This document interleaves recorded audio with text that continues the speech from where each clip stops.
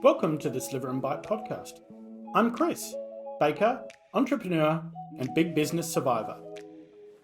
Here we will explore the challenges of entrepreneurship and flick the switch on self-discovery in order to carve out your own path.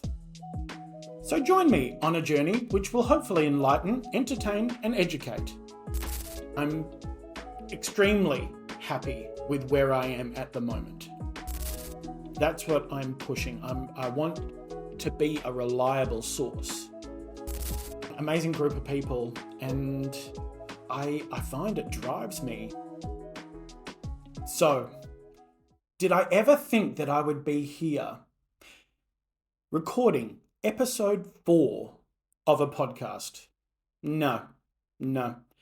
I guess deep down, of course, it was inevitable. I started a podcast, right? So I wouldn't just give up. But to be here, episode 4. And if you're joining me again, thank you. Thank you from the bottom of my heart. I am blessed to have you back. I think I'm not going to get anywhere without the loyalty and the trust that you place in me. So thank you. Thank you. In today's episode, I am going to deliver on a promise that I put in the trailer. The podcast will document the successes and the challenges of creating a YouTube cooking channel. Usually, I would script out a podcast, the last 3 podcasts that I've done. But today, I'm going to try something a little different. I'm going to try and freestyle a little more. Don't worry, I won't go too far off topic because I do have some notes in front of me. But I think in order to really give you a full understanding of where I am and how I'm feeling, I don't want to actually read it. I want to just feel it and really convey where I'm at. So I've been doing the podcast now for a month. And I gave you the stats back then of where I was at in my YouTube journey. So in the 3 months that I had been active a month ago, I had created 82 videos, 22,000 views, 571 likes, 45 comments, 99 shares, and 60 subscribers. In the last month, I have 41 additional videos, so I'm 50% up. I have 11 long form, 25 shorts, and 3 episodes the podcast, and one of the Just a Sliver. 29.2 thousand views, so I'm 32% up. 808 likes, 41% up. 66 comments, 46% up. 130 shares, 31% up, and 80 subscribers, 33% up in the last month. And hey, we're not talking massive numbers here. However, it's all going in the right direction. It's all going up. So I'm extremely happy with where I am at the moment. I think that one thing that it's not a massive struggle, but I'm certainly trying not to compare myself to other creators because they're on a different journey. They're at a different time and period in their journey. So it would be unfair to compare myself to somebody else. It wouldn't be doing myself a service to compare myself to somebody else. Had I started at the exact same time as another creator that was creating cooking videos, and at that, long form, real-time cooking videos, sure, I could possibly compare myself to them, but that person doesn't exist, certainly not on my radar. And the way that I try to center myself is manifesting goodness, trying to just find the upside to everything. Now, there would be people in my daily life that, again, might go, I don't know about that. You seem to have your negative pants on all the time. I guess it's the burden with being so vocal about what I'm seeing and observing, because sometimes I find it hard to switch off. But I try with every fiber of my being to be in a good place. So manifesting happiness and goodness and positivity certainly gets me through. And a shout out to all of those people that support me in what I'm doing, because without you, I wouldn't be where I am at this point, up from where I was a month ago. And one way that I'm finding this to be achievable is listening to other podcasts. It's a bit of a guide as to how I can conduct myself in my podcast, but also not be so hard on myself. I want the sound to be perfect. I want it to flow. However, listening to some of the podcasters out there, they're not perfect. Sometimes you can hear stuff going on in the background. They mess up where they were in their conversation, but they seem to be able to think on their feet and get back on track. And that's life. That is a large part to the whole authenticity of just being in the moment, speaking just from your heart and shooting from the hip. I would like to give those particular podcasts a shout out. However, I don't know that this little fish can just throw out names at this point. However, what I might do is reach out to them and ask if I can put them in the show notes at least. But I find that my playlist is quite varied. I've got a very, very eclectic group that I listen to. I've got ones that are straight-laced and more of a Christian background that help me with my YouTube journey. I have a comedian who used to be on TV, and she is on the feminist side. I've got these Aussie larrikins over in the East Coast who are absolutely deliciously barbaric, and they are no bars hold. They are in it, and they are in the moment, and it is R-rated. I wouldn't say that they're X-rated, but maybe somewhere in between. But they're absolutely brilliant, and I find that they put me in a good mood. And then I've got somebody that is a little more on my level. It's a couple of friends that have been friends for ages, and they've started this podcast, and they're more natural. They just bounce off of each other. But amazing group of people, and I find it drives me, and it makes me want to do better, think outside the box. I think that if you're only going to listen to a select group of like a genre of podcasts, you're limiting yourself. You need to open your mind and take it for what it is. Don't be so bogged down in the content so much as how they're interacting with each other and having fun. After all, this is supposed to be fun. If you're here and you're listening to this, I certainly hope that you're gaining something from me. And that's what I get from this group of podcasters. I gain something from each and every one of them. And I can only hope that I've got somebody out there that is going, do you know what? And I listen to the Sliver and Bite podcast because he gives me what I need at that moment in time. I know I said that I was going to stay the course.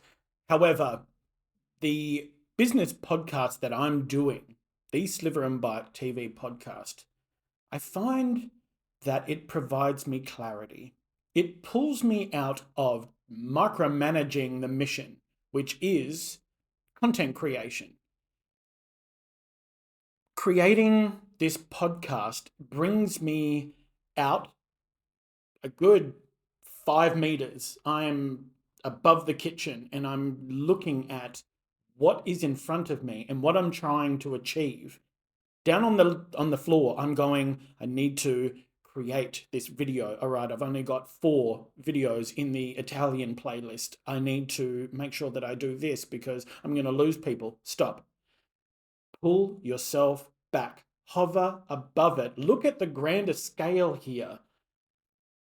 As long as you're creating at a steady enough pace and you're creating decent content, we're thinking long term here. We're not going, what's the quick fad, which we'll talk about a little later on. It is long game here. So this podcast allows me to flesh it out a little bit and just go, do you know what? Yeah, that's right. I mean, look at the stats. It's very rare that I would compare those stats against each other, but they're all hovering around the 50% up mark. And that's in a month. The previous data was 3 months worth of video creation and likes and whatnot. That's great for somebody that's getting actual subscribers, not purchasing subscribers and likes. This is real, decent people that will hopefully rely on me in the future and go, what does Sliver and Bite think about chimichurri sauce? Or what's a good idea for dinner tonight? Let's go to the YouTube channel, Sliver and Bite TV. And I was speaking to one of my brothers, and he had said that he had watched a stand-up comedian on one of the streaming platforms. And I'm not a massive stand-up comedian guy. However, he said, give this one a look because it's actually relatable. And that was the key word there, relatable. My brother said to me, I lost 20 minutes of my life listening to this so-called comedian. Whilst it may not have been for my brother and may not be for everyone, somebody would have related to that. My brother said, I can talk to my siblings daily on the phone for hours and they've got better material. And that's purely because it's tailor-made for us. He knows what tickles our funny bone. So it's much easier to get a rise or a laugh out of each other. One of the podcasters that I follow, they advise to think about the end user and what they want out of this. I want to sell the authenticity angle, and I want genuine interaction. I don't want the fad, trend, the whatever's popular on the day. That tends to shift a lot. I want something that people can log on to when they feel the need for that predictable beginning and ending of a cooking film, because that's what I'm pushing. I want to be a reliable source. So it's not about just filling the playlist gaps for me and just creating to create. I want to make sure when I'm creating that I'm adding value. And that's easier said than done. When I set out to make a film, sometimes I dread just the setup and pack down because I don't have a dedicated area or a studio that I'm cooking in at the moment. I'm using the home kitchen, which I share with somebody. And when he needs to cook, I need to make sure that I'm out of the way and I don't have, 4 ring lights and a camera dangling from the ceiling. I'm also less likely to storyboard a recipe, certainly at this stage, because I'm going for that beginner angle. I want somebody to be able to cook and follow along with me. And if that is going to be quick moves and, snapping from one particular method to another, that can be overwhelming for the viewer. So I make it overwhelming for myself, and not only having to do the setup and the pack down, I've got the recipe in mind, I've got all the ingredients out in front of me, but I'm running through the camera angles, the transitions in my mind as I'm cooking. So that can be quite taxing. So let's talk about where it began and where I'm at now. I used to be able to set up the camera, it was a single shot, and just cut it together from that one angle. And that used to be, I would say, a 5-hour ordeal from once I get home, I've done the shopping already. I'm bringing out all of the lights and the cameras set up. That's a 5-hour from the cook to the edit to the post.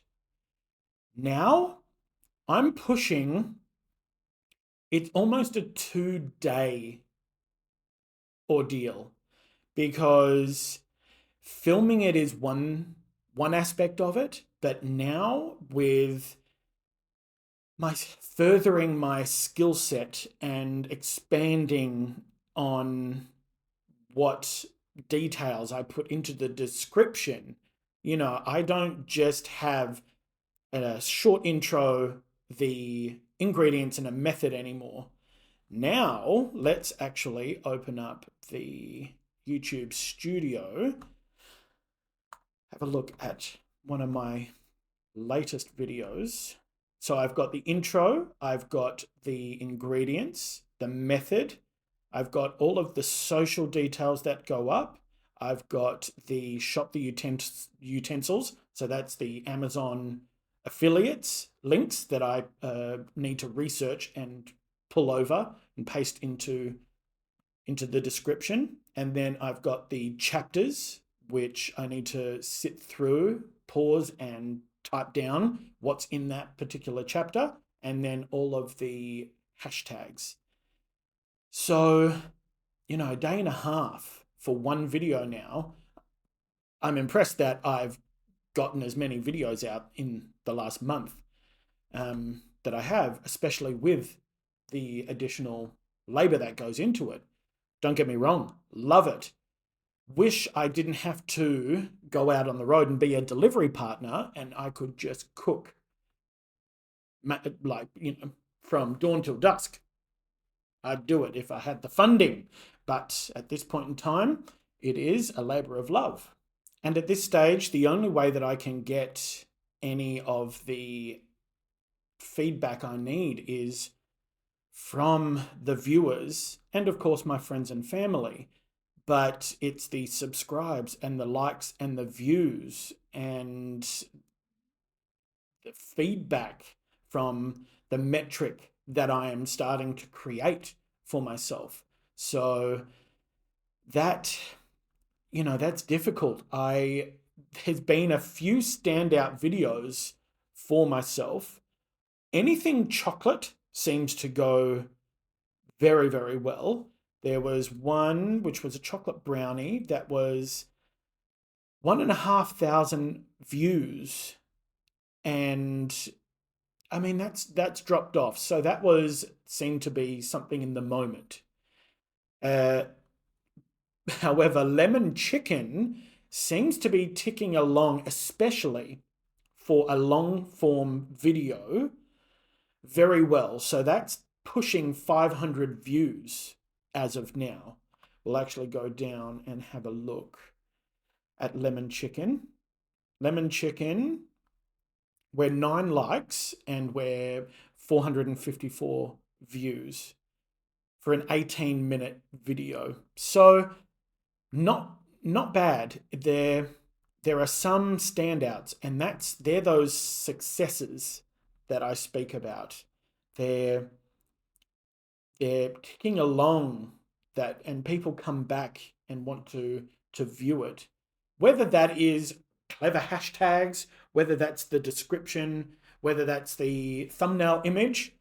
It's hard to know at this point because with the 123 videos I've created, and that's including shorts, it's hard to gauge exactly how people are responding to my channel. It's exciting that not one video seems to attract subscribers. It seems that people are coming to my channel and clicking subscribe from the landing page, which means a lot, because if they were just there for the chocolate brownie and then all of a sudden I came out with fried rice, they'd be like, no, this is not what I signed up for. I thought this was dedicated to chocolate. Well, that's not exactly what I'm going for. I'm going for broad. I'm going for people that want to cook and use Sliver and Bite TV as a go-to for meal ideas. So I'm happy that subscribers are coming from the landing page. I was fortunate enough to do my first collaboration. You can head to the YouTube channel to see my collaboration with Stoneville Barbecue. So that business is set to launch by the end of the year. Let's put it that way. Let's overshoot it because I'm not exactly sure where Nick is up to. But that was rewarding to do that, because I've always wanted to do a collaboration, and I also want to interview people on my podcast as well. But I think it's important for me to establish some credibility before I do that. So let's talk about the future of Sliver and Bite TV, the YouTube channel. Where do I want it in the next month, 2 months, just before Christmas, 6 months away? Now that I've got a bit of a baseline when it comes to how many long form videos I've created, how many podcasts that I've created, the comments, subscribers, likes, views, at least now I can go, all right, this is what I've achieved in the last month. This is my new target. And whether that is pushing the channel on other forms of social media, which doesn't really go that well. I think that a lot of people are loyal to their favorite social media platform. It's an interesting one. I mean, obviously YouTube is related to Google, so I get a lot from Google searches and whatnot with clever headlines and chapter headings.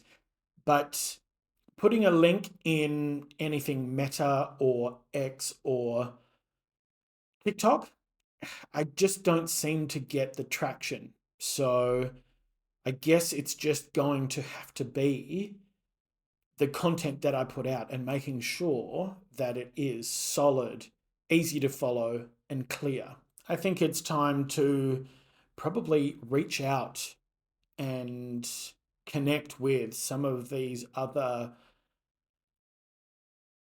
channels and podcasters.